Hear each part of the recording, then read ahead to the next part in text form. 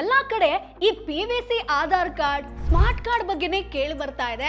ಮುಂದೆ ಇದು ಕಡ್ಡಾಯ ಆಗುತ್ತೆ. ಎಸ್ಪೆಷಲಿ ಮಹಿಳೆಯರು ಯಾರು ಫ್ರೀ ಬಸ್ ಅಲ್ಲಿ ಓಡಾಡ್ತಾ ಇರ್ತಾರೋ ಅವರಂತೂ ಈ ಸ್ಮಾರ್ಟ್ ಕಾರ್ಡ್ ಅನ್ನ ಮಾಡಿಸ್ಲೇಬೇಕು. ಇವತ್ತೇ ನೀವು ಸಿಂಪಲ್ ಆಗಿ ಅಪ್ಲೈ ಮಾಡಬಹುದು. ಏನಿಲ್ಲ, ಸ್ಕ್ರೀನ್ ಮೇಲೆ ಡಿಸ್ಪ್ಲೇ ಆಗ್ತಿರುವಂತ ಈ ಒಂದು ವೆಬ್ಸೈಟ್ ಹೋಗ್ಬೇಕಾಗತ್ತೆ. ಸೊ ಅಲ್ಲಿ ನೀವು ಮೈ ಆಧಾರ್ ಅನ್ನುವಂತ ಆಪ್ಷನ್ ಇರುತ್ತೆ, get Aadhaar, order Aadhaar card ಅನ್ನುವಂಥದ್ದು ಇರುತ್ತೆ. ಇಲ್ಲಿ ಸಿಂಪಲ್ ನಿಮ್ಮ ಆಧಾರ್ ಕಾರ್ಡ್ ನಂಬರ್ ಅನ್ನ ಟೈಪ್ ಮಾಡಬೇಕಾಗತ್ತೆ.